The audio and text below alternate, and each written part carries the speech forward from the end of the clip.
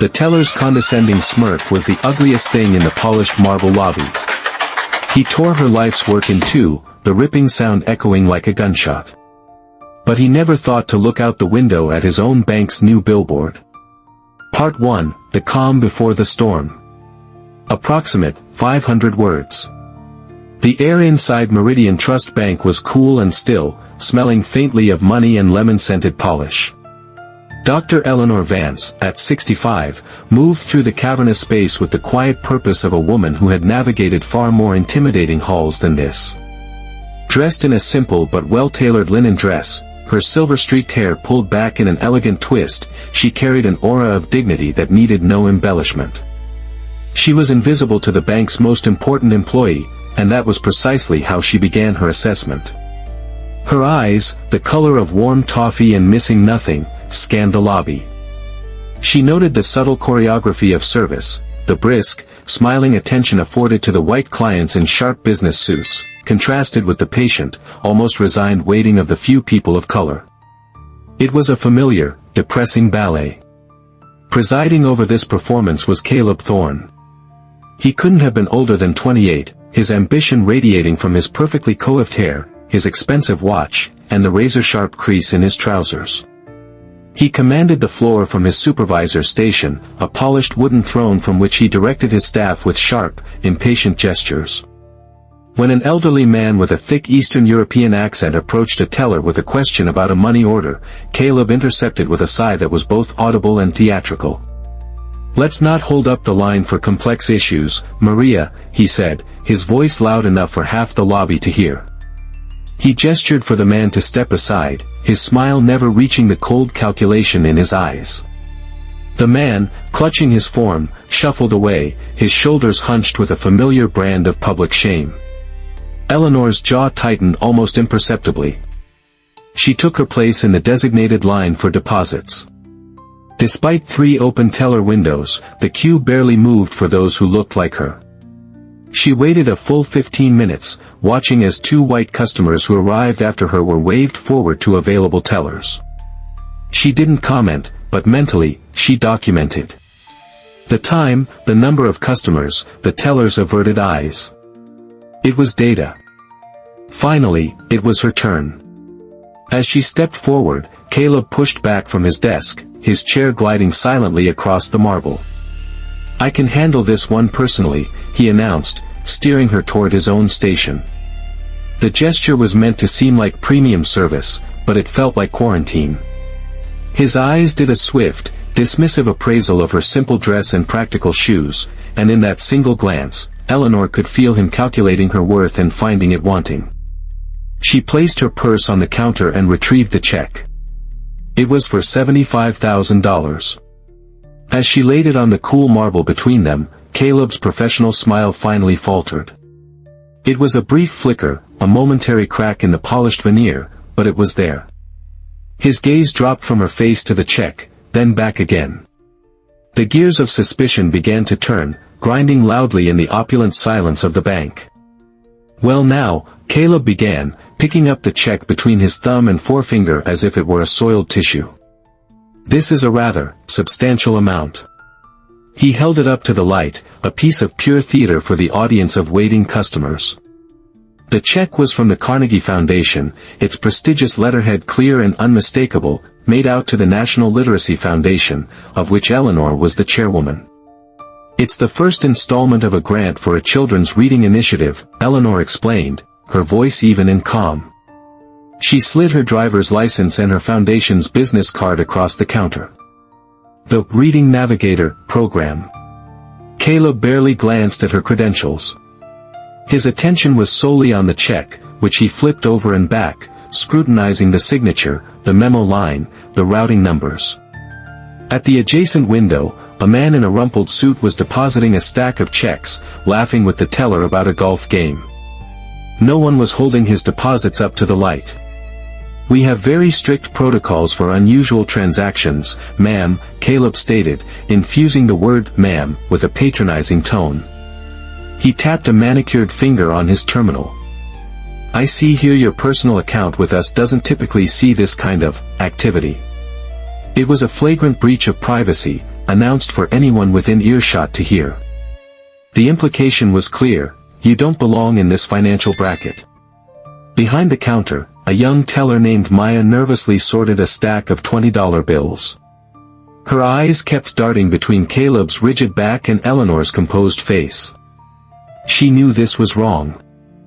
She could feel the curdling atmosphere, the targeted nature of the questioning, but she remained silent, a prisoner of the hierarchy. "I notice the gentleman beside me is conducting his business without this level of scrutiny," Eleanor observed, her tone still professional but now sharpened with a fine point. Caleb's posture stiffened. "Every situation is unique," he said dismissively. He then leaned toward Maya and whispered something. The young woman's eyes widened for a fraction of a second before she quickly looked down, her cheeks flushing. Eleanor decided to press the issue. "I'd like to deposit the funds, please. They are for textbooks and volunteer training. We'd like to get started. And we'd like to protect the bank from fraud," Caleb countered smoothly, his smile returning, colder than before. He was enjoying this, performing his role as the vigilant gatekeeper. In his mind, he wasn't being prejudiced, he was being prudent. He had constructed a narrative in which this quiet, elderly black woman could not possibly be the legitimate recipient of $75,000. His bias was so deeply ingrained it felt like fact. "Then perhaps you could tell me under which specific provision of Regulation CC you are placing an extended hold on a cashier's check from a verifiable, multi-billion-dollar foundation?" Eleanor asked. The question, precise and laden with regulatory jargon, landed like a stone in a quiet pond. Caleb's smug expression wavered. He had expected tears or anger, a frustrated outburst he could use to justify his suspicions. He had not expected to be challenged on his own turf, with the very language of his profession. For a moment, he was speechless, his brain scrambling to catch up. The hunter had suddenly found the prey speaking his language, and it had thrown him completely off balance. He was no longer in control, and that made him angry. Caleb's recovery was swift, fueled by a surge of indignant fury. He would not be outmaneuvered by this woman. He would reassert his authority. He picked up his desk phone with a flourish. "I'll need to verify this with the issuer," he announced loudly, punching in a series of numbers with unnecessary force. He turned his back slightly to Eleanor, creating a stage for his performance. "Yes, this is Caleb Thorne, supervisor at Meridian Trust, Branch 7, he said into the receiver. "I'm calling to verify a check." "Yes, I'll hold." He tapped his fingers impatiently on the counter, occasionally glancing over his shoulder at Eleanor with a look of profound skepticism. The entire lobby was now watching. Business had ground to a halt. After 30 seconds of silence, he spoke again. "Yes, I'm still here." "Right. A check from the Carnegie Foundation. Number 4-5-8-2-2. Yes." He paused, listening to a dial tone only he could hear. "I see. No record of it being issued?" "Understood. Thank you for your time." He placed the phone back in its cradle with a decisive click. The look he gave Eleanor was one of triumphant vindication. "As I suspected," he said, his voice dripping with false sympathy. "The issuing foundation has no record of this check. It appears to be fraudulent." Eleanor stared at him, her composure a mask of granite. He hadn't spoken to anyone. He had called a dead line or his own voicemail, a pathetic, transparent act of deceit. The sheer audacity of the lie was breathtaking. "That's impossible," she stated simply. "I was on a video call with their CFO when it was approved." "Ma'am, please don't make this more difficult," Caleb said, his voice hardening. He was done playing games. He was going to end this. He picked up the check. For a moment, Eleanor thought he was going to hand it back to her. Instead, with deliberate, theatrical slowness, he brought his hands to the edges of the paper. He looked directly into her eyes, a cruel smile playing on his lips. And then he ripped it. The sound, a sharp, violent zrizrip, cut through the hushed lobby like a fire alarm. It was a sound of violation. Gasps rippled through the line of customers. Maya, the young teller, flinched as if she'd been struck. Caleb wasn't finished. He folded the two halves together and ripped them again, and then again, until the check, the funds for hundreds of children's books, for a chance at a better future, lay in a small pile of confetti on the polished counter. "I cannot accept this," he declared, his voice ringing with the hollow finality of a petty tyrant. "You are welcome to leave." He used the tip of his pen to nudge the pile of torn paper toward her, as if it were garbage. At that exact moment, a different sound pierced the tension. From outside, on the street, came the sound of cheers and applause from a group of workers. A commotion started near the bank's massive, floor-to-ceiling windows. Several employees, released from the spell of the confrontation, rushed over to see what was happening. Caleb paid them no mind. He was staring at Eleanor, waiting for her to break, to cry, to scream. He was savoring his victory. He never even thought to look out the window. Eleanor did not break. She calmly reached into her purse, her movements measured and graceful, and pulled out a small, silk pouch. With the same care a jeweler might handle precious gems, she began collecting the torn pieces of the check, placing each fragment into the pouch. Her dignity was a shield Caleb's cruelty could not penetrate. The commotion at the window grew louder. "It's up. The new billboard is up," a young teller exclaimed. More staff and even a few customers drifted toward the glass, their curiosity overriding the lobby's lingering tension. Through the window, across the wide street, a massive canvas was being unfurled down the side of an office building. As the final sheet was pulled away, a stunning, high-definition photograph was revealed. It was the face of a young black man, his eyes closed in concentration, a violin tucked under his chin. He was handsome, poised, and radiated an intense, artistic passion. Beside him, in elegant script, was the Meridian Trust logo and a slogan, "Meridian Trust, composing a better future." Eleanor allowed herself a small, sad smile as she looked at her son's face. Julian. Her brilliant, talented boy, the newly crowned winner of the Tchaikovsky competition, the most prestigious prize in the world of classical music. He had agreed to be the face of the bank's new community arts campaign, a campaign born from an initiative she herself had championed. She pulled out her phone. It wasn't Julian she was texting. Her fingers moved quickly, composing a message to a private number. Incident at downtown branch. Supervisor Caleb Thorne. Systemic failure in action. Full report to follow. She signed it simply, EV. Just as she hit send, the bank's main doors swished open and a whirlwind of energy entered. It was the bank's marketing team, led by a polished woman in her 40s named Sarah. They were flushed with excitement, clutching tablets and chattering about social media engagement. "There she is!" Sarah exclaimed, her eyes scanning the lobby and landing directly on Eleanor. She strode forward, her team parting around her, and enveloped Eleanor in a warm, respectful hug. "Dr. Vance. What a wonderful surprise. We didn't know you'd be here for the launch. Isn't it magnificent?" She gestured toward the billboard. "Julian is just perfect for the campaign. The embodiment of excellence and grace. It sends exactly the right message." Caleb, who had been watching Eleanor's quiet defiance with growing irritation, was now frozen in place. He watched as these high-level corporate employees clustered around a woman he had just humiliated, treating her not just with respect, but with genuine deference. Dr. Vance. The name echoed in his mind, dissonant and confusing. "We were just discussing the rollout of the cultural co-branding you spearheaded," another executive chimed in. "Your vision has really reshaped our entire community outreach." Caleb felt a cold knot of dread begin to form in the pit of his stomach. He stepped forward, trying to insert himself into the circle, to reclaim control of his lobby. "I'm Caleb Thorne, the branch supervisor," he said, extending a hand that no one took. The marketing director, Sarah, finally turned to him, her warm smile becoming instantly professional and cool. "Mr. Thorne.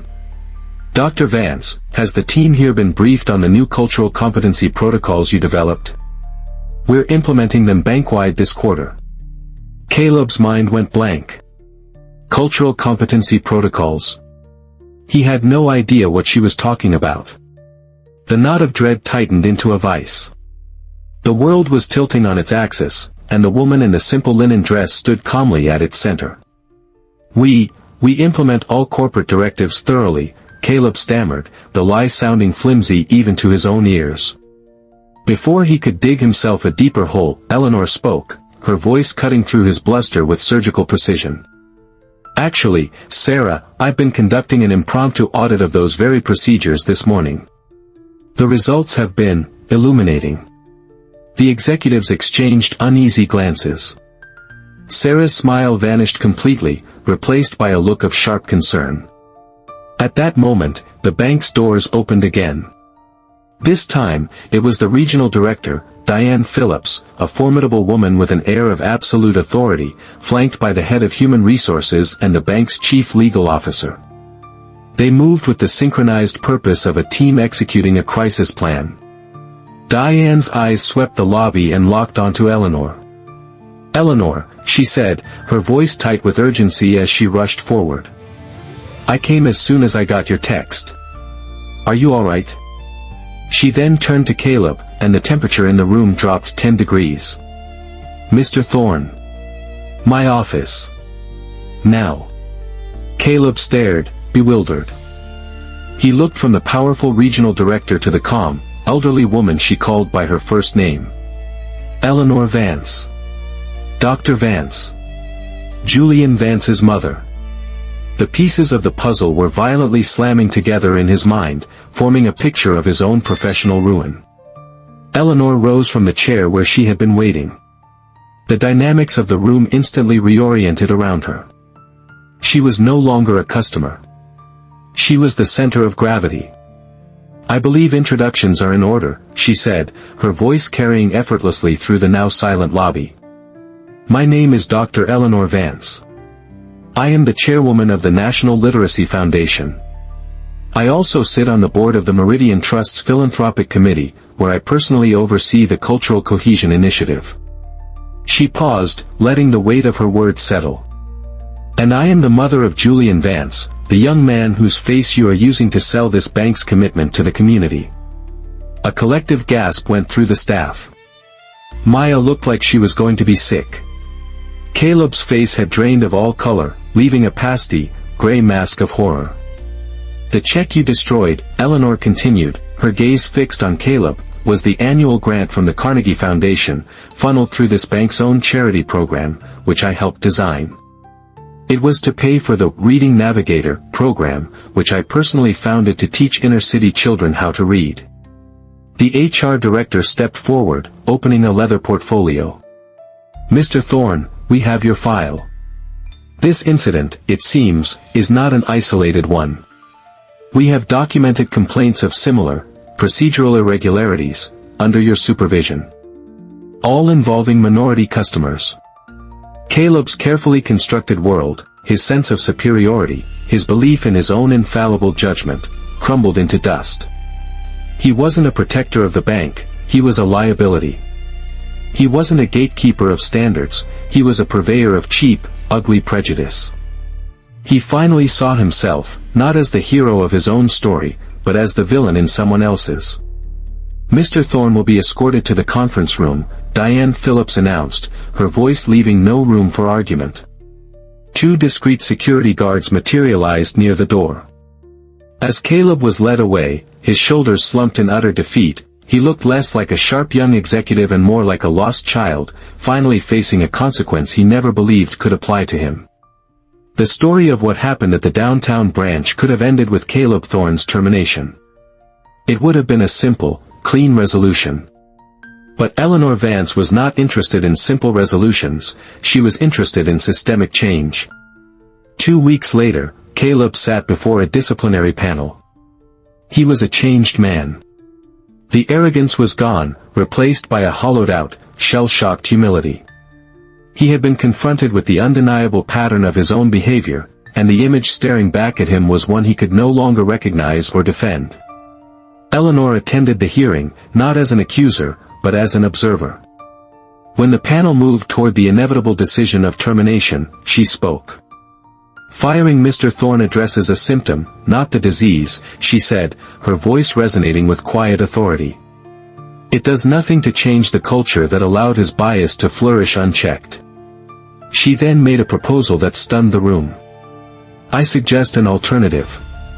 Mr. Thorne can accept termination, or he can accept a new role. He will join the team developing our new mandatory anti-discrimination training program. He will use his own story, his own recorded interactions, as a case study in how implicit bias operates." Caleb looked up, his eyes wide with disbelief. "Why?" he whispered, the question directed at Eleanor. "After what I did." "This was never about you, Mr. Thorne," she replied, meeting his gaze. "It's about fixing a broken system. Your experience can either be a cautionary tale that gets forgotten, or it can be a tool for genuine reform. The choice is yours." Caleb accepted. It was the beginning of a long, difficult journey. His probation was strict, his demotion permanent. He was no longer a supervisor. His work was now to help others see the blind spots he had refused to see in himself. 6 months later, the Meridian Trust Bank was a different institution. The Vance Initiative had rolled out across all branches. Anonymous transaction reviews, public-facing equity metrics, and clear channels for reporting bias were now standard. The changes were not just cosmetic, they were structural. In the downtown branch, a new sign hung near the entrance, a Community Resource Center. And working there, not as a supervisor but as a community advocate, was Caleb Thorne. He was helping a young immigrant couple navigate the complexities of a small business loan application, his patience and empathy genuine. Eleanor visited the branch that day. Caleb greeted her with quiet, profound respect. "Our minority-owned small business loan approvals are up 40% this quarter," he told her, not with pride, but with a sense of purpose. "And the service time disparity is 0. We track it hourly." As Eleanor was leaving, her son Julian walked in.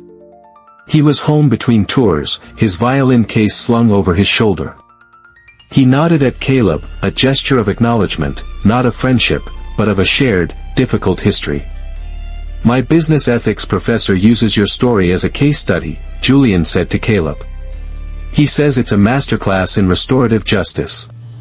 Caleb managed a small, sad smile. "It was the most expensive, and most valuable, education of my life." Eleanor left them and stepped out into the afternoon sun. She paused on the sidewalk, looking back through the glass at the ordinary, equitable, unremarkable business being conducted within. This was the true victory. Not the dramatic confrontation, not the public vindication, but the quiet, steady, and permanent changing of the score. What happened to Caleb wasn't just punishment, it was education. What do you think is more powerful, revenge or reform? Share your thoughts below, and always comment with respect. For more stories where accountability gets the final say, hit subscribe.